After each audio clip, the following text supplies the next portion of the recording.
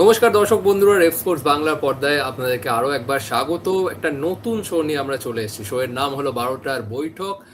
প্রত্যেক শনিবার এবং মঙ্গলবার আমরা এই শোতে আমরা আসবো আড্ডা দিতে ওয়ার্ল্ড ফুটবল নিয়ে। ইস্ট বেঙ্গল, মোহনবাগান, ভারতীয় ফুটবল নিয়ে আমরা তো করেই থাকি, বাট এবার ওয়ার্ল্ড ফুটবল নিয়ে অনেকদিন ধরে আমাদের এই ভাবনাটা ছিল এবং শেষমেশ আমরা শুরু করলাম এই ওয়ার্ল্ড ফুটবল নিয়ে আলোচনা, 12টার বৈঠক। তো আশা করি প্রত্যেকদিন শোতে আপনারা জুড়তে ভুলবেন না আমাদের সাথে। আজকে শোতে অবশ্যই এই সপ্তাহের মাঝে ইউসিএল এ যা যা ঘটেছে সেই নিয়ে আলোচনা না করে কি আর থাকা যায়? একেবারেই নয়। প্রথমত Bayern Munich versus Real Madrid যে ম্যাচটা, সেটা একেবারে হেডলাইন একটা ক্ল্যাশ ছিল এবং রিয়াল মাদ্রিদ তারা অবশ্যই one of the most successful team in UEFA champions league. তারা আরো একবার সেই চ্যাম্পিয়ন যে মেন্টালিটি, সে ক্যারেক্টার, সেটা আরো একবার তারা দেখিয়েছে অন দ্য পিচ ঠিকই, বাট শেষ ম্যাচ রেজাল্ট তাদের ফেভারে যায়নি। বাট অবশ্যই স্নেহাশিসদের কাছে যাব সেই বিষয়ে যে স্নেহাশিস দা রিয়েলের বিরুদ্ধে বায়ার্নের যে ম্যাচটা, বায়ার্ন মিউনিক যেভাবে এবার ডমিনেট করছে, আমরা লাস্ট সিজন থেকে দেখে আসছি ভিনসেন্ট কোম্পানির আন্ডারে যেভাবে তারা ডমিনেট করছে, এবং at the same time real মাদ্রিদের যে হার, বাট তাও এই হারের মধ্যে আমরা দেখলাম নজর কেড়েছে আর্ডা গুলার। মাত্র 21 বছর বয়সে এরকম ক্যারেক্টার, এরকম মেন্টালিটি। সো ওভারঅল কি বলবে সেটা নিয়ে? হ্যাঁ, প্রথমত হচ্ছে দুর্ধর্ষ একটা ম্যাচ। আই থিঙ্ক ইউসিএল এর যখন নতুন ফরম্যাট যখন হয়েছিল, তখন অনেকের মধ্যে আমাদের প্রশ্ন হয়েছিল যে কতটা কি হবে, সাকসেসফুল হবে না। বাট আমার মনে হয় যে সকল ম্যাচ আমি রিসেন্ট টাইমসে দেখলাম, তুমি বার্সার ম্যাচটাও যদি ধরো এবং অবশ্যই রিয়ালের ম্যাচটাও, আই থিঙ্ক দুর্ধর্ষ দুখানা ম্যাচ উপহার পেয়েছে ফুটবল সমর্থকেরা।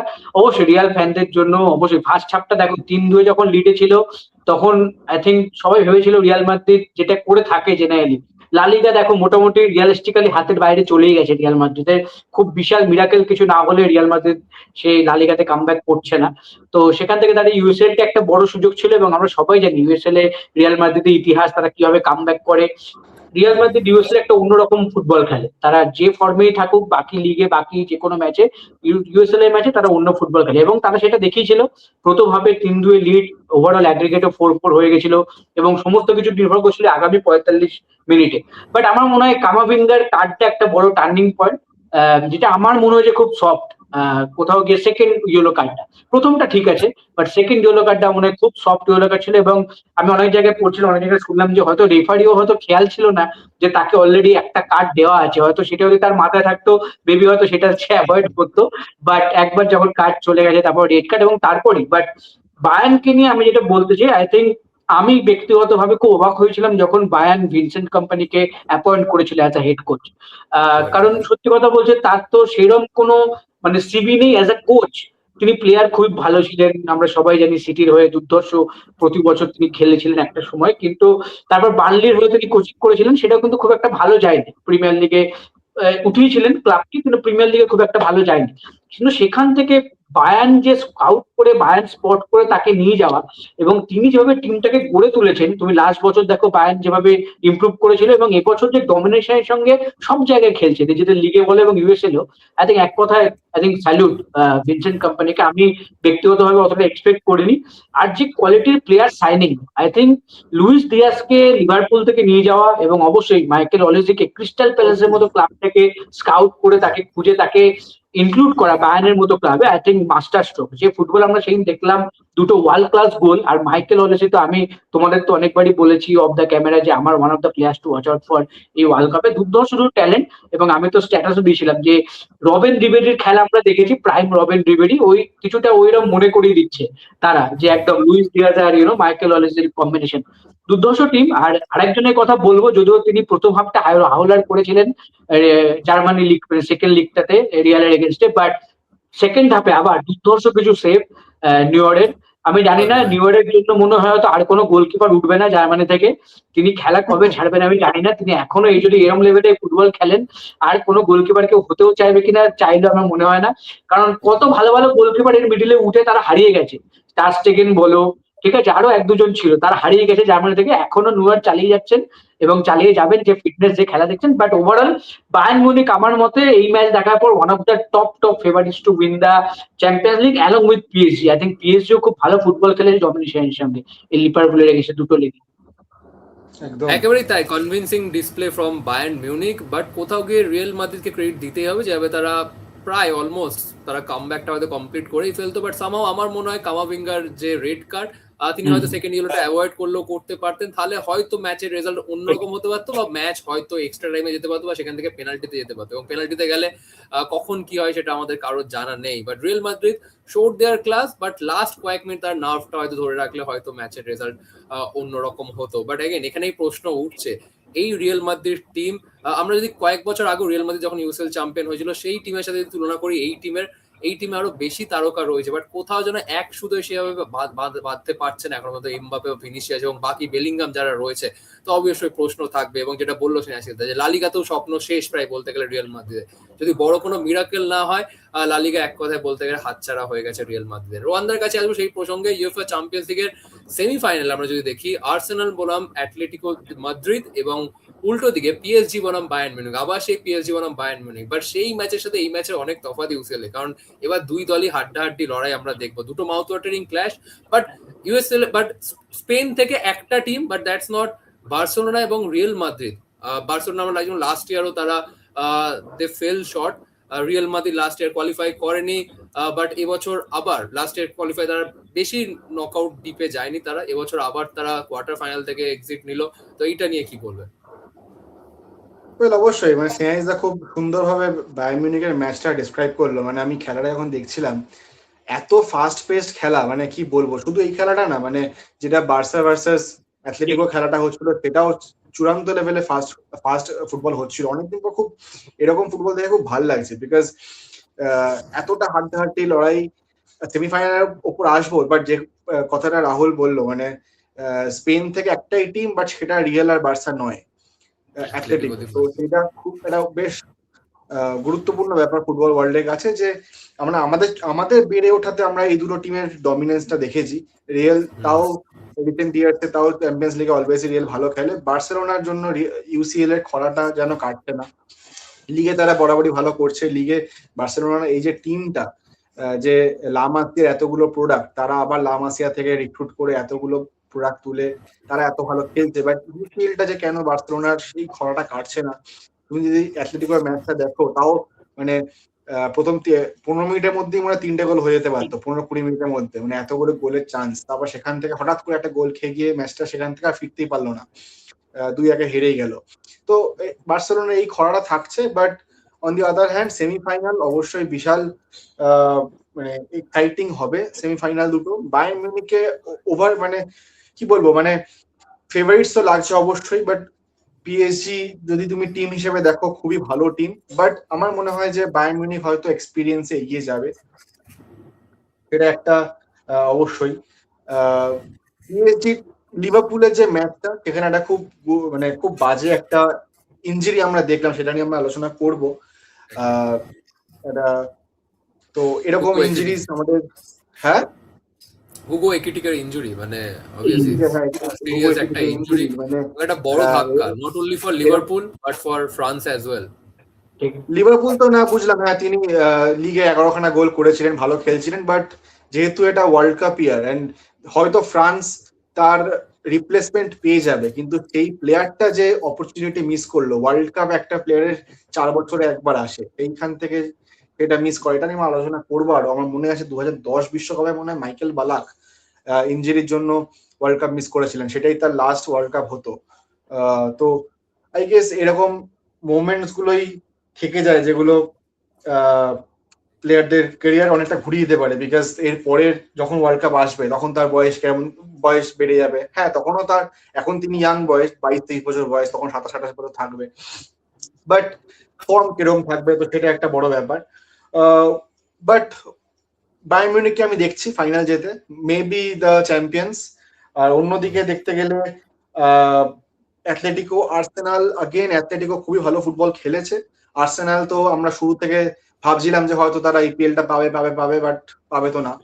বাট আই ডোন্ট নো যে ইয়ে হবে, বাট আমি দেখছি অ্যাথলেটিকো ভার্সেস বায়ার্নের final, but and Bayern going through to be the champions, because যে কটা প্লেয়ারের কথা স্নেহাইজদা বললো, specially Olise, what are recruit, মানে সেখান থেকে ক্রিস্টাল প্যালেসের মতো টিম থেকে বায়ার্ন মিউনিখে রিক্রুটমেন্ট করে এত সুন্দর ফুটবল, এখানেই কিন্তু রিক্রুটার, কোচ, এদের ভূমিকাগুলো চলে আসে। এই যে রিয়াল মাদ্রিদ এত তারকা নিয়ে খেলছে, যখন জিদান যখন কোচ ছিলেন তখনও তারকা ছিল, বাট সেই তারকাদের ম্যানেজ করার একটা ব্যাপার আছে। আরবিএলোয়া ভালো প্লেয়ার হয়ে থাকতে পারে, বাট তিনি কতটা ভালো ম্যানেজার, কতটা ভালো কোচ, সেটা কিন্তু প্রমাণ হয়েই যাচ্ছে মাঠে বরাবর। অ্যান্ড এই ভিনিসিয়াস জুনিয়র, এমবাপ্পে, এদের মধ্যে জানি না আপনি ইগোর লড়াই আছে কিনা, নিশ্চয়ই আছে, দেখে তো তাই মনে হয়, বাট সেখানেই একটা ম্যানেজারের ভূমিকাটা চলে আসে। রাহুল? একেবারে তাই, এটা হয়। আমরা অনেক সময় দেখি যখনই তারকা খচিত দল থাকে তখন এই ম্যান ম্যানেজমেন্টের ব্যাপারটা বারবার উঠে আসে, এবং সেই জায়গাতেই দরকার হয় একজন কার্লো অ্যানসেলোটি বা জিনেদিন জিদানের মতন কোচ। বাট আরবিওলা ক্রেডিট আমি চিনিয়ে নেব না, কারণ তিনি এক কঠিন সময় এসে জাভি আলোনসো যখন সরে দাঁড়ায় সেই সময় এসেও তিনি যেভাবে টিমটার হাল ধরেছে, এবং সত্যি কথা বলতে গেলে no one expected Real Madrid will fight back in that way against Bayern Munich in the second leg. তো অবশ্যই ক্যারেক্টার তো দেখিয়েছে রিয়াল মাদ্রিদ, প্রত্যেকটা প্লেয়ার স্টেপ আপ করেছে ওই দিনকে।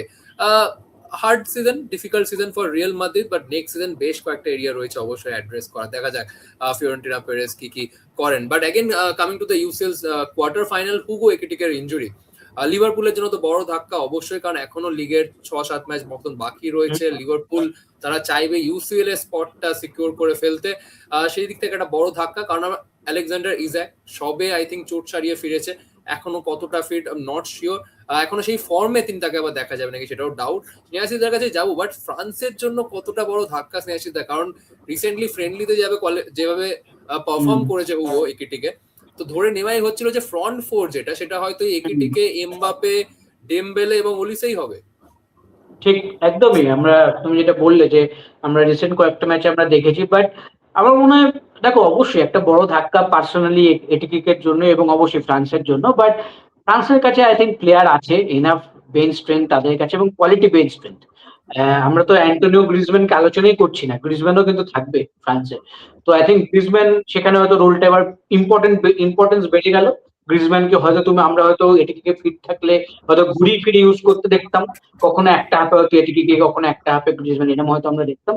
বাট সেখানে হয়তো গ্রিজম্যানের স্টার্টিং করার হয়তো প্রবণতা বেড়ে গেল এই ইনজুরিটার ফলে। বাট খুবই আনফর্চুনেট, এই জিনিসটার জন্যই হয়তো ক্লাব এত সবসময় সজাগ থাকে যখন ইন্টারন্যাশনাল ডিউটি হয়, যে কোনো প্লেয়ার এত ফুটবল তাদের খেলতে হয়, week in week out. Injury part and parcel of the game, হতেই পারে, কেউ তো আর ইচ্ছাকৃতভাবে ইনজুরি হয় না, এটা হয়ে যেতেই পারে। বাট সেই কারণে দেখো ক্লাবদের কাছে যে পাওয়ারটা থাকে, তারা কিন্তু বলে দেয় যে আমার প্লেয়ার যাবে না বা আমার প্লেয়ার খেলবে না। বাট কান্ট্রির কাছে এটা থাকে না, কান্ট্রি কখনো বলতে পারে না যে তুমি ওয়ার্ল্ড কাপ ইয়ার আর 1 মাস পর তুমি ইউসিএল এর সেমিফাইনাল বা কোয়ার্টার ফাইনালটা খেলো না। যেহেতু একটা ভালো ইন্টেন্স ম্যাচ হবে, বড় ক্লাবের সঙ্গে তুমি খেলছো, সেখানে ইনজুরি প্রবণতার চান্সের হাই থাকে। বাট সেটাই হচ্ছে তফাৎ। বাট পার্সোনালি আমার মনে হয় এটির জন্য খুবই বড় একটা ধাক্কা। আই থিঙ্ক রোহনের সঙ্গে আমি একমত, যে কোনো প্লেয়ারের জন্য স্বপ্ন থাকে তার দেশকে রিপ্রেজেন্ট করা ওয়ার্ল্ড কাপের মতো স্টেজে, সেটা তার থেকে চলে গেল আনফর্চুনেটলি। এবং শুধু সেটা না, এবং লিগেও এখন আমার তো মনে হয় এখন আলেকজান্ডার ইসাকের উপর খুব বড় দায়িত্ব। তার ফর্ম, তার ফিটনেস নিয়ে খুব প্রশ্নচিহ্ন থাকবে, তিনি লম্বা সময় পর ফিরছেন। কিন্তু লিভারপুলের জন্য কিন্তু টাফ টাইমস, তারাও কিন্তু এখনো ইউসিএল এর স্পটটার জন্য লড়াই করছে। এবং ওই একটা স্পটের জন্য কিন্তু তুমি দেখো ইউনাইটেড, অ্যাস্টন ভিলা, সবাই কিন্তু লড়াই করছে ওই 3-4 ওই দুটো স্পটের জন্য, কিন্তু এখনো লড়াই চলছে আপ ডাউন করে। তো ইন্টারেস্টিং উইকস অ্যাহেড ওই সবকটা টিমের জন্য। বাট লিভারপুলের জন্য খুব একটা ইজি হবে না। আলেকজান্ডার ইসাক কিরম ফর্মে থাকবে সেটার উপর অনেকটাই নির্ভর করবে। বাট দেখা যাক কিরম হয়। আমার মনে হয় মোর দেন ইসাক, মানে লিভারপুল চাইবে যেন ডমিনিক সোবোসলাই কিংবা বাকি প্লেয়াররা তারা যেন ম্যাচগুলো পার করতে পারে তাদের জন্য। কারণ পুরো সিজন কিন্তু লিভারপুল কনসিস্টেন্সির অভাবে কিন্তু ভুগেছে, এবং সেইটাই কিন্তু বড় চ্যালেঞ্জ তাদের জন্য। লাস্ট মোমেন্ট তারা কনসিস্টেন্সি গেইন করতে পারে কিনা, আদারওয়াইজ কিন্তু ইউএসএল স্পট গ্যাদার করা মুশকিল হবে। সবচেয়ে ইন্টারেস্টিং সিচুয়েশনে কিন্তু এখন আর্সেনাল দাঁড়িয়ে, মানে ওদের সামনে এখন লিগ জেতার হাতছানি, ইউসিএল জেতার হাতছানি। প্রিমিয়ার লিগ নিয়ে আসবো, আগে ওয়ার্ল্ড কাপটা শেষ হয়ে যাক, তারপর প্রিমিয়ার লিগ নিয়ে শুরু করি। না অবশ্যই মানে এই উইকেন্ডে যে দুটো ম্যাচ রয়েছে একদম। না মানে যেটা বলছি, মানে আর্সেনালের কাছে এখন দুটোই জেতার চান্স, দুটোই হারানোর চান্স। মানে লিগেও টপ করছে, বাট ম্যান সিটি তারা করছে, আবার এখানেও ফাইনাল ওঠার চান্স আছে, জেতার চান্স আছে। সো এই মানে খুবই ইন্টারেস্টিং টাইমস ওই আর্সেনালের কাছে এখন। বাট সেটা নিয়ে আমরা আলোচনা করবো অবশ্যই। হ্যাঁ রাহুল, মানে যেখান থেকে 4টে ট্রফি জেতার সুযোগ ছিল সেখান থেকে এখন এসে দাঁড়িয়েছে দুটোর মধ্যে। বাট এই দুটোর মধ্যেও প্রিমিয়ার লিগটা এখন নড়বড়ে লাগছে। আর এবং স্পেশালি টিমটা ওভারঅল যে ফর্মে রয়েছে, শেষ 4-5 ম্যাচ যদি আমরা টিমের ফর্ম দেখি, এখন বেশ নড়বড়ে একটা জায়গায় লাগছে কিন্তু মিকেল আর্টেটার দলকে। বাট একিটিকে মানে obviously you will feel for Ekitike, কারণ যেভাবে কোনো কারোর সাথে কোনো ট্যাকেল না, কোনো সত্যি। ধাক্কা ধাক্কি না, কিছু না, জাস্ট দৌড়াচ্ছিল, হঠাৎ করে একটা স্প্রিন্ট টানতে যাবে তিনি হঠাৎ করে, এবং তখনই দেখা গেল তার পায়ে হাত রেখে মাটিতে বসে পড়তে। অ্যাকিলিস, তার টেন্ডন অ্যাকিলিস টিয়ার হয়েছে তার, এবং এই ধরনের ইনজুরি হলে অ্যাটলিস্ট মিনিমাম তো 6 থেকে 9 মাস বা অ্যাটলিস্ট 1 বছরও মাঠের বাইরে থাকে একটা প্লেয়ার। মানে ভেবে দেখুন, তার পুরো ফিক্স ছিল যে তিনি প্রথম ওয়ার্ল্ড কাপে ফ্রান্সের জার্সিতে তিনি ডেবিউ করবেন, মানে এতটা অনিশ্চিত মানুষের জীবন ভাবুন, ওয়ার্ল্ড কাপটা তিনি মিস করতে চলেছে। আমার মনে হয় এইটা হয়তো তাকে সব থেকে বেশি, এটা হয়তো তাকে মেন্টালি এফেক্ট করবে যে তিনি প্রথম ওয়ার্ল্ড কাপটা তার খেলা হলো না ইনজুরির কারণে। বাট ওয়ার্ল্ড কাপ নিয়ে যখন আলোচনা হচ্ছে, রোহানদা, Iran participation in the upcoming world cup, যেটা নিয়ে এখন টকিং পয়েন্ট, ইরানের তরফ থেকে আপাতত অ্যাজ অফ নাও লেটেস্ট যে আপডেট জানানো হয়েছে, যে এরকম যদি চলতে থাকে, আমরা জানি মিডল ইস্টে কনফ্লিক্ট আপাতত there is a ceasefire but no certainty, তো এরকম যদি চলতে থাকে ইরান আদৌ ওয়ার্ল্ড কাপ খেলতে যাবে নাকি we are not sure. But FIFA president Gianni Infantino, তিনি চাইছেন সব দলই যেন খেলুক, খুব দ্রুত যেন ওয়ার্ল্ডে পিস আসুক এবং Iran should participate in the World cup. এই যে পুরো এই যে একটা গ্লোবাল ইম্প্যাক্ট এই যে ওয়ারের, এটা নিয়ে কি বলবে?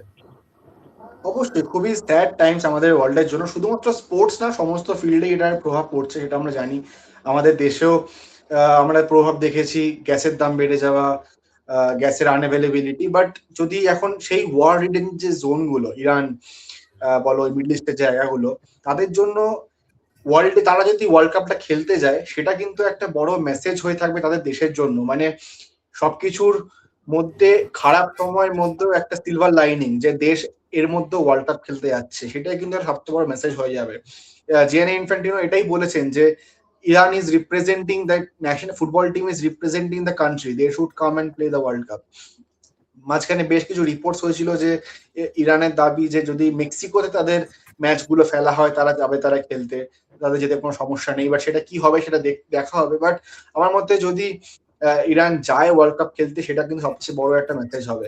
মানে শুধু এখানে nobody is expecting Iran to মানে অনেক দূর যাক, কোয়ার্টার ফাইনাল অব্দি পৌঁছাক, সেরকম কেউ এক্সপেক্ট করছে না। বাট এটা কিন্তু একটা দেশের সফট পাওয়ারের ব্যাপার। ওয়ার্ল্ড কাপ খেলা একটা এমনি একটা রেসপেক্টের ব্যাপার, একটা প্রেস্টিজের ব্যাপার। সেখানে এরকম একটা সিচুয়েশন থেকে একটা টিম যখন উঠে আসছে, প্লেয়ারদের কোনো নিশ্চয়তা নেই, মানুষের নিশ্চয়তা নেই, যখন তখন ব্লাস্ট হচ্ছে দেশে, বাচ্চারা কোনো স্কুল নেই, কলেজ নেই, হসপিটালের অবস্থা খারাপ, সেখান থেকে একটা দল মানে এতটা অ্যাডভার্সিটিস কাটিয়েও যদি ওয়ার্ল্ড কাপের মতো স্টেজে ফুটবল খেলতে যায়, অ্যাটলিস্ট যদি একটাও জয় ছিনিয়ে নিতে পারে, একটা পয়েন্ট পেতে পারে, সেইটাই কিন্তু তাদের দেশের সবচেয়ে বড় একটা সিলভার লাইনিং হয়ে দাঁড়াবে। দেখা যাক কি হয়। আই হোপ যে ইরান যাক ওয়ার্ল্ড কাপটা খেলতে, and they do perform well, because সারা পৃথিবী কিন্তু প্রচুর ওয়ারে, অবশ্যই যখন দুটো দেশ যুদ্ধ করছে, অবশ্যই দুটো পক্ষের লোক থাকে। বাট আমার মনে হয় ইরান ফুটবল টিম যদি ওয়ার্ল্ড কাপটা খেলতে যায়, সেটা কিন্তু একটা ফুটবল বিশ্বর জন্য বলো, সফট পাওয়ারের জন্য বলো, একটা বড় মেসেজ হয়ে দাঁড়াবে যে এরকম অ্যাডভার্সিটি কাটিয়েও আমরা ওয়ার্ল্ড কাপ খেলতে গেছি। আই হোপ যে ইরান যায় খেলতে ওয়ার্ল্ড কাপটা। রাহুল, একেবারেই তাই। অবশ্যই আমার মনে হয় ইরানের জন্য এটা একটা বড় অপরচুনিটি। অবশ্যই তারা এর আগেও ওয়ার্ল্ড কাপ কোয়ালিফাই করেছে ঠিকই, বাট এটা I think first time 48 team world cup, একটা বড় ইভেন্ট। বাট ইরান একটা শেষ রিকোয়েস্ট করেছিল যে তাদেরকে অন্য দেশে ম্যাচ দেওয়া হোক। আমরা জানি এবার কানাডা আর মেক্সিকো কো হোস্ট। অনেকটা ব্যাপারটা হচ্ছে ইন্ডিয়া পাকিস্তান বা ইন্ডিয়া বাংলাদেশ যেমন হয়েছিল recently T20 world cup. Recently আমরা অনেক কম্পিটিশন বা টুর্নামেন্টে দেখছি এই জিও পলিটিক্যাল টেনশন একটা ইম্প্যাক্ট করতে টুর্নামেন্টে, এবং এই সেম ফিফা ওয়ার্ল্ড কাপও কিন্তু এবার ইরানের। সুতরাং ওয়ার্ল্ড কাপ খেলা নিয়ে একটা অনিশ্চয়তা রয়েছে। বাট অবশ্যই আশা জাগাচ্ছে জিয়ানি ইনফ্যান্টিনোর বার্তা। তিনি চাইছেন ইরান যেন যাতে পার্টিসিপেট করুক, এবং তিনি অবশ্যই ইরানকে সিকিউরিটি কিন্তু তিনি দিচ্ছেন। সো দেখা যাক ইরান ওয়ার্ল্ড কাপে খেলতে যায় কি না। বাট ওয়ার্ল্ড কাপ নিয়ে আমরা প্রায় আলোচনা করে ফেলেছি। এবার আরো একবার একটু প্রিমিয়ার লিগে ফিরে যেতে হচ্ছে, কারণ প্রিমিয়ার লিগের এক ক্লাব, তাদের একটা বেশ ইন্টারেস্টিং সিনারিও স্নেহাশিস আজকে সকালবেলা আমাকে সেটা অবশ্যই তুলে ধরেছে আমার সাথে ইনবক্সে। সেটা হচ্ছে অবশ্যই নটিংহাম ফরেস্ট। স্নেহাশিস, এটার সাথে তোমাকে টটেনহাম হটস্পারটা নিয়েও একটু জুড়ে দেবো, কারণ নটিংহাম ফরেস্ট বেশ সারপ্রাইজিং। প্রিমিয়ার লিগে তারা রেলিগেশন জোনে তারা রয়েছে, ফাইট করবে অবশ্যই রেলিগেশন বাঁচানোর জন্য, কিন্তু উল্টো দিকে তাদের কাছে সুবর্ণ সুযোগ উয়েফা চ্যাম্পিয়ন্স লিগ খেলার, এবং তার সাথে টটেনহাম হটস্পার, তারা কি পারবে এবার রেলিগেশন বাঁচাতে? এত একটা গ্ল্যামারাস স্টেডিয়ামে তারা খেলছে এবছর, সেই স্টেডিয়ামে যদি তারা রেলিগেশনের ম্যাচ খেলে পরের বছর, যদি চ্যাম্পিয়নশিপে খেলে, তাহলে তো সেটা একেবারেই ভালো দাঁড়ায় না। হ্যাঁ, একদমই। আমি প্রথমে নটিংহাম ফরেস্টের কথা বলি। মানে আমার খুবই এটা অবাক করা কাণ্ড একটা লেগেছে। একটা ক্লাব, প্রিমিয়ার লিগের ক্লাব, যে আই থিংক হোয়াট ১৬-১৭ আছে মনে হয়। 16 জাস্ট হয়তো 16 2 পয়েন্টের জন্য রিলেগেশন জোনের বাইরে আছে আই গেস। সেই ক্লাবটা পোর্তো, পোর্তো হচ্ছে পর্তুগালের লিগের টপে আছে। পোর্তোকে হারিয়ে কোয়ার্টার ফাইনাল, সেমিফাইনালে চলে গেছে ইউরোপা লিগে। মানে কাপাকাপি ব্যাপার। পোর্তোতে গিয়ে ড্র করেছে 1-1 এবং কালকে ঘরের মাঠে 1-0 জিতে মর্গেন গিবস হোয়াইট গোল করেছে। তো আই থিঙ্ক বিশাল বড় রেজাল্ট তাদের জন্য। এবং নটিংহাম ফরেস্টের কিন্তু এই পুরো সিজনটা খুব নড়বড়ে গেছে। তারা প্রথমে শুরু করেছিল এক কোচকে দিয়ে, নুনো এসপিরিতো সান্তো তাদের কোচ ছিল, তারপর অ্যানজে তাদের কোচ ছিল, যে আগে ফরমার টটেনহাম কোচও ছিল। সেই অ্যানজেকেও তারা স্যাক করে যখন ফর্ম বাড়ে যায়, এবং তারপর নতুন কোচ এসছে ভিটোর বলে। তো তিনি এখন কোচিং করাচ্ছেন এবং তিনি মোটামুটি এখন টিমটাকে আপাতত রেলিগেশন জোনের বাইরে রেখেছেন। এবং অবশ্যই যেটা আমরা গতকাল দেখলাম যে ইউরোপার তাদের সেমিফাইনাল খেলছে। তো অবশ্যই ইউরোপা জিতলে তো তাদের কাছে একটা সুযোগ থাকবেই চ্যাম্পিয়ন্স লিগ খেলার ডিরেক্ট 20 সেটা জিতেই। এবং খুবই আশ্চর্য, মানে একটা টিম প্রিমিয়ার লিগে রেলিগেট করছে, এবং মানে আমি বলতে চাই না, বাট যদি তারা রেলিগেট হয়ে যায়, ভাবো তো, চ্যাম্পিয়নশিপ খেলছে আবার এদিকে চ্যাম্পিয়ন্স লিগও খেলছে, আলাদাই ব্যাপার হয়ে যাবে। বাট সেটা আশা করি হবে না। আই গেস নটিংহাম ফরেস্ট, এবং সেটা যাতে না হয়, আই থিঙ্ক তার জন্য তুমি আরেকটা টিমের যে নাম করলে, আই থিঙ্ক তাহলে হবে টটেনহাম কি, খুব হেল্প কাউকে একটাকে করছে। তো রেলিগেট হতে হবে, লিডস, ওয়েস্ট হ্যাম, টটেনহাম। হুম। আমি তো চাইবো, দেখো, as a football fan, premier league fan, আমি চাই না যে টটেনহাম রেলিগেট হোক। একদম। কারণ টটেনহাম, তুমি দেখো যে স্টেডিয়ামটা তারা খরচা করে বানিয়েছে প্রায় 1 বিলিয়ন বা তারও বেশি হবে হয়তো, আমরা যদি খুব ভুল না করি। সেই স্টেডিয়ামে যদি চ্যাম্পিয়নশিপ টিমরা খেলে, তাদের জন্য তো বিশাল বড় সুযোগ। উইক ইন উইক ইন তারা খেলতে পারবে, কিন্তু সেটা টটেনহামের জন্য খুব একটা সুবিধার হবে না। কারণ সবকিছু তো, এটা তো পয়সাটা তো উঠাতেও হবে। আর দেখুন, আমি যেটুকু যা দেখেছি বা শুনেছি, পুরো টাকাটা দিয়ে তো সবকিছু হয় না, অনেক ডেপ থাকে ক্লাবদের, এবং সেটা প্রতি মরশুমে সমস্ত অ্যাক্টিভিটি হোক, সেটা টিকিট প্রাইসিং হোক, মার্চেন্ডাইজ বিক্রি হোক, সবকিছু হয়ে সেগুলো আস্তে আস্তে ইয়ার বাই ইয়ার সেগুলো তারা কভার আপ করে। তো সেটা চ্যাম্পিয়নশিপ খেলে কিন্তু টটেনহামের খুব প্রবলেমই হবে। তো আমি জাস্ট হোপ করব কিছু একটা মিরাকেল হয়ে লাস্ট কয়েকটা ম্যাচে তারা ইম্পর্টেন্ট কয়েকটা পয়েন্ট তুলে, যেন অ্যাটলিস্ট 16-17 কোথাও শেষ করুক, রেলিগেট না হোক। কিন্তু কারণ টটেনহাম যদি রেলিগেট হয়ে যায়, সেটা কিন্তু বিশাল বড় ধাক্কা হবে ক্লাবের জন্য। এবং শুধু আমি আরেকটা জিনিস ইন্টারেস্টিং বলতে চাই, দেখুন 2016-এ চ্যাম্পিয়ন হয়েছিল লেস্টার সিটি, এবং সেই বছর নাম্বার 3-এ কে ছিল? Tottenham Hotspur. 2026 আমাদের লেস্টার সিটি এখন সেকেন্ড ডিভিশন থেকে থার্ড ডিভিশনে চলে যাবে মনে হচ্ছে, সেকেন্ড ডিভিশনে রেলিগেশনে লড়াই করছে, রেলিগেট হওয়ার মুখে। আর এখন টটেনহাম আবার এখানে প্রিমিয়ার লিগ থেকে সেকেন্ড ডিভিশন যাবে। তো 10 বছরে কত কিছু চেঞ্জ হয়ে যাবে ফুটবলে, সেটাই ফুটবল আবার প্রমাণ করে দিল কত বড় আনসার্টেন। বাট এগেন দেখা যাক টটেনহাম কি করে। বাট নটিংহাম ফরেস্টের কেসটা খুব ইন্টারেস্টিং, সেই জন্য আমি একটু নজর রেখেছি। তো দেখা যাক তারাও কিরকম করে মৌসুম শেষে। একেবারে, football never fails to entertain. আমাদের নেক্সট অবশ্যই লিওনেল মেসি। তিনি আই থিঙ্ক এখনই তার রিটায়ারমেন্ট প্ল্যান একেবারে ঠিক করে ফেলেছেন। ক্যারিয়ারের পর তিনি কি করবেন, নিউ চ্যাপ্টার বলা যেতেই পারে টু সাম এক্সটেন্ট। বাট এর আগে শুধু লিওনেল মেসি নয়, আমরা এরকম বহু প্লেয়ারকে দেখেছি ক্লাবের স্টেকস কিনতে। তো সেটা নিয়ে রোহানদের কাছে যাবো। রোহানদা, Lionel Messi buying a club in Spanish 5th division, obviously Cornea. What is the thought process behind it, do you think? মানে ক্যাটালানদেরকে কি একটা বলতে পারো যে paying back to the Catalan, তাকে এত কিছু দিয়েছে, এত সাপোর্ট করেছে বার্সেলোনা খেলার সময়, সবকিছু। আমি আসবো মেসির প্রসঙ্গটাতে আসবো, যেহেতু চ্যাম্পিয়নশিপ আর ইপিএল নিয়ে কথা হচ্ছিল, একটা জাস্ট ইন্টারেস্টিং প্রসঙ্গ বলতে চাই। চ্যাম্পিয়নশিপের এখন চ্যাম্পিয়ন হওয়ার দৌড়ে আছে কভেন্ট্রি সিটি। কভেন্ট্রি এবার চ্যাম্পিয়ন হয়ে চ্যাম্পিয়নশিপ থেকে ইপিএল এ আসবে। তাদের একটা খুব ইন্টারেস্টিং খবর যেটা ওরা করেছিল, আগের বছর তারা ফ্যান্সদেরকে EPL match ticket, season pass বিক্রি করেছিল চ্যাম্পিয়নশিপে থাকতে। ইপিএল বিলটা ছিল কি, তারা তখন চ্যাম্পিয়নশিপে থাকতে ইপিএল এর ম্যাচ টিকিট কেটে নেবে। সেটা বেশ কিছু বছর আগে। যদি কোনোদিন কভেন্ট্রি সিটি ইপিএল এ ওঠে, তাহলে তারা গোটা সিজনটা ফ্রিতে দেখবে হোম ম্যাচ, আর অ্যাওয়ে গেমের জন্য খালি 50 পাউন্ড করে দেবে, যেটা ইপিএল এর ম্যাচের জন্য খুবই খুবই একটা অল্প। এবং ল্যাম্পার্ড কোচ, আই থিংক ল্যাম্পার্ডের জন্য বিশাল ব্যাপার এটা। একদমই তাই, মানে they are paying back to their fans for trusting them বেশ কিছু বছর আগে, যেখানে তখন তারা চ্যাম্পিয়নশিপে খেলছে। যদি কোনোদিন দল ইপিএল এ যায় আবার ফিরে, তখন তাহলে তারা ম্যাচ পাসটা পাবে। বেশ সুন্দর স্টোরি একটা এটা কভেন্ট্রি সিটি নিয়ে। But yes Rahul, Lionel Messi আমাদের আবার ফিরে এসছে। লিওনেল মেসি এই ভদ্রলোক মাঠের বাইরে মাঠের ভেতরে যখনই তাকে হেড করেন, আবার একটা হেডলাইন কালকে থেকে চলছে, Spanish 5th division team. But এর আগেও কিন্তু মেসি আরো ক্লাবে ইনভেস্ট করেছেন, ইন্টার মায়ামিতে তার স্টেকস আছে। উরুগুয়ের একটা টিমের তিনি মালিক with I guess Luis Suarez. LSM, Deportivo LSM বলে টিমটার নাম। আরেকটা আর্জেন্টিনার ক্লাব আছে ক্লুব লিওনেস দে রোজারিওর ক্লাব, সেটাও মেসির কিন্তু তার মালিক, শেয়ার আছে তার। তো বেসিক্যালি এগুলো দেখো, উরুগুয়ের যে টিমটা, লুইস সুয়ারেসের সাথে তার বন্ধুত্ব, তার সাথে একটা প্রজেক্ট রোজারিও যেখান থেকে তিনি বেড়ে উঠেছেন, আমরা সবাই সেই সেই পিটার ড্রাউরির কমেন্ট্রিটা মনে রেখেছি, রাইট? রোজারিও থেকে মেসির বেড়ে ওঠা, তো সেখানে একটা কমিউনিটিকে ফেরত দেওয়া। কাতালুনিয়া মেসিকে সবকিছু দিয়েছে, 13 বছর বয়স থেকে তিনি সেই শহরে, বার্সেলোনার পার্ট, সেই সোসাইটিকে কিন্তু ফিরিয়ে দেওয়া। এই ক্লাবটা 5th ডিভিশনে থাকে, but they have a huge academy system. তুমি যদি তাদের ইনস্টাগ্রাম পেজটা দেখো, প্রায় 1.5 লক্ষর উপরে ফলোয়ার্স রয়েছে। আই গেস এই মেসির এই নিউজটা হওয়ার পর থেকে আরো বেড়ে গেছে। তো ওদের কিন্তু একটা বড় ইউথ সিস্টেম আছে, তো ইনভেস্ট করছে কিসের? ইউথ সিস্টেমে, যেখান থেকে আরো নতুন প্লেয়ার উঠে আসবে।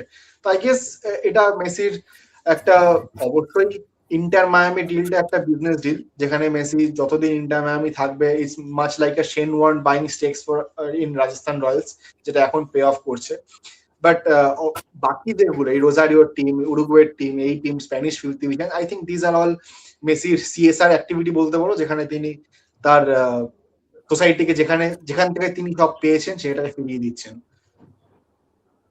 একেবারেই তাই। লাস্ট ফিউ মিনিটস এবং আমরা কয়েকটা বিষয় একটু ছুঁয়ে যাব। অবশ্যই তার আগে প্রিমিয়ার লিগ নিয়ে একটু কথা বলবো, কারণ এই উইকেন্ডে জমজমাট দুটো প্রিমিয়ার লিগ ম্যাচেস রয়েছে। স্নেহাশিসদা, অবশ্যই প্রথমত ম্যানচেস্টার ইউনাইটেড ভার্সেস চেলসি। আমরা জানি ম্যানচেস্টার ইউনাইটেড একটু স্ট্রাগল করছে শেষ কয়েকটা ম্যাচে আন্ডার মিকেল ক্যারিক, এবং চেলসি তারা এখনো পর্যন্ত কিন্তু আউট অফ ইউসিএল স্পট। তারা অবশ্যই মরিয়া হয়ে উঠবে ইউসিএলটা সিকিউর করার জন্য, ইউসিএল স্পটটা সিকিউর করার জন্য। এবং অপর দিকে এই ম্যাচটার দিকে সকলেরই নজর থাকবে, কারণ আরো একবার টাইটেল রেস কিন্তু জমে উঠেছে প্রিমিয়ার লিগে, ম্যানচেস্টার সিটি ভার্সেস আর্সেনাল। অনেকে বলছে আর্সেনাল আবার হয়তো বটল করবে, বাট তুমি কি দেখছো এই দুটো ম্যাচ থেকে এই উইকেন্ডে? একদম, আমি যা শুরু করার আগে ওই মেসির কথাটা একটা লাইন অ্যাড করতে চাই, যে মেসি তো এই ক্লাবটা কিনে নিয়েছে, রোনাল্ডো কিন্তু আলমেরিয়া 25% কিনেছে। তো আই থিঙ্ক ভবিষ্যতে আরেকটা রোনাল্ডো ভার্সেস মেসি একটা অন্যভাবে আমরা হয়তো দেখতে পারি।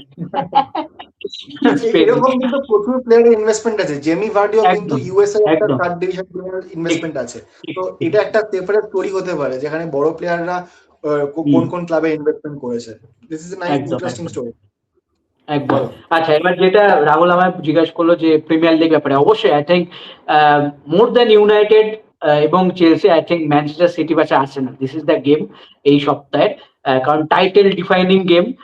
তুমি যদি দেখো, আমি তোমাকে মনে বলছিলাম একটা সময় যে এই ম্যাচটা যদি সিটি জিতে যায়, আর্সেনালকে হারিয়ে যায়, তারপর যদি সিটি তাদের বাকি সব ম্যাচ জেতে এবং আর্সেনাল তাদের সব ম্যাচ জেতে, দুজনেই 85 পয়েন্টে শেষ করবে, এবং তখন গোল ডিফারেন্সটাই কিন্তু বড় ফ্যাক্টর হবে।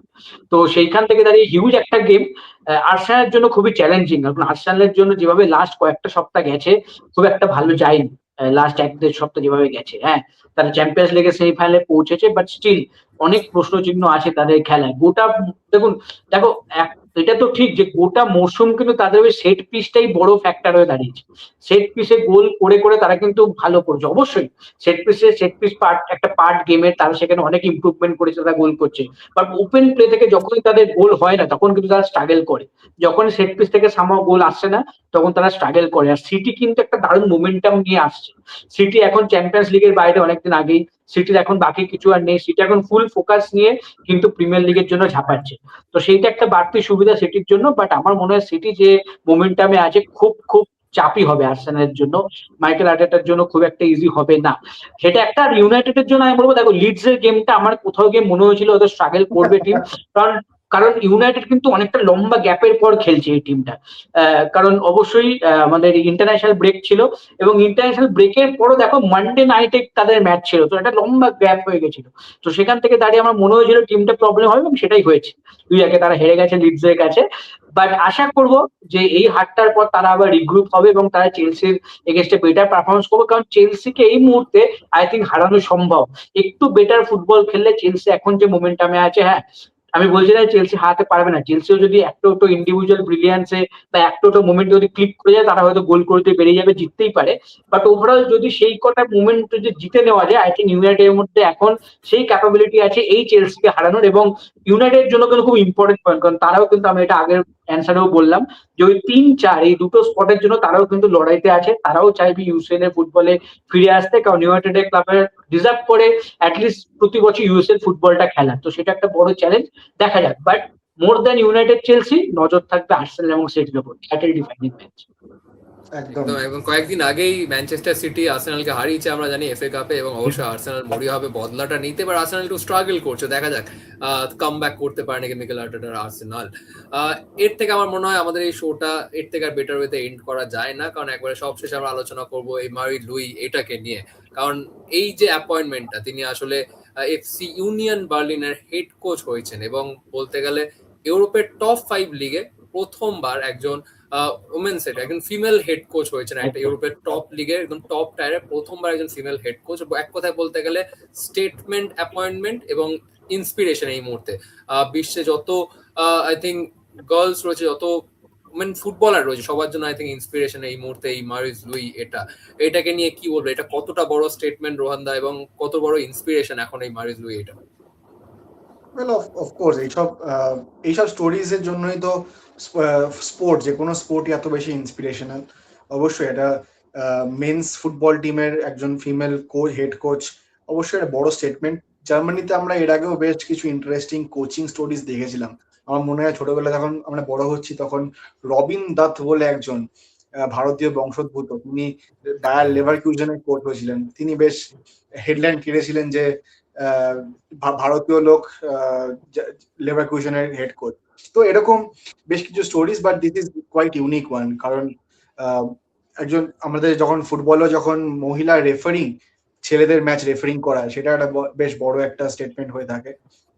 বেশ কিছু আমরা দেখতে হচ্ছি বড় টুর্নামেন্টে, সেটা আমরা দেখতে হচ্ছি যে মহিলা রেফারিরা কোচিং করাচ্ছে।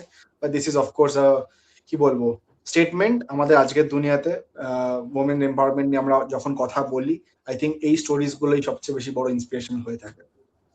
একদম one of the best example of women empowerment. এবং এর আগে কোনো ক্লাব কিন্তু এই সাহস দেখায়নি। ইউনিয়ন বার্লিন যেটা দেখিয়েছে 2025 সালেও তিনি সাময়িক তিনি কোচ হয়েছিলেন 2 না 3টে ম্যাচের জন্য, কারণ তখন তৎক্ষণাৎ সেই ইউনিয়ন বার্লিনে তখন সেই কোচ সাসপেন্ড হয়েছিলেন, তো সেই সময় তিনি দায়িত্ব সামলেছেন ম্যানেজার হিসেবে। বাট এখন তিনি যেহেতু এই দলটা একটু স্ট্রাগল করছিল, যদিও তারা রেলিগেশন থেকে 11 পয়েন্ট সেফ জোনে রয়েছে, বাট তাও ক্লাব ম্যানেজমেন্ট মনে করছিল একটা বদলের দরকার, এবং তখন তারা এই বোল্ড ডিসিশনটা নেয়, এই মারি লুই এটার হাতে দায়িত্ব তুলে দেয় ইউনিয়ন বার্লিনের। অবশ্যই তিনি কাজ শুরু অলরেডি করে দিয়েছেন। প্রথম ম্যাচ ইউনিয়ন বার্লিনের হবে এই আজকে শনিবার। সো দেখা যাক তিনি কি করতে পারেন। বাট এই সাহস 2000 সালের আগে কিন্তু কেউ দেখাতে পারেনি। 2000 সালের পরে হয়েছে ইটালিতে, তাও সেটা আবার 3rd ডিভিশন, খুব সম্ভবত 2nd বা 3rd ডিভিশনে। বাট এর আগে কোনোদিন 1st ডিভিশনে একটা মেন্স টিমের ফিমেল হেড কোচ আমরা দেখিনি। তো প্রথমবার আমরা কিন্তু সেই ঐতিহাসিক মোমেন্টে সাক্ষী হতে চলেছি। সো দ্যাটস ইট আজকের এই 12টার বৈঠকে এতটুকুই। অসংখ্য ধন্যবাদ রোহানদা এবং স্নেহাশিসদাকে জয়েন করার জন্য। এবং আপনারা যারা দেখছিলেন শোটা, অবশ্যই ফিডব্যাকে জানাবেন কেমন লাগলো, এবং আরো কি আমরা অ্যাড করতে পারি নতুনত্ব, অবশ্যই সমস্ত কিছু জানাবেন। অসংখ্য ধন্যবাদ আরো একবার। এখানেই শেষ করছি আজকের 12টার বৈঠক। আবার আপনাদের সকলের সাথে দেখা হচ্ছে পরবর্তী শোতে।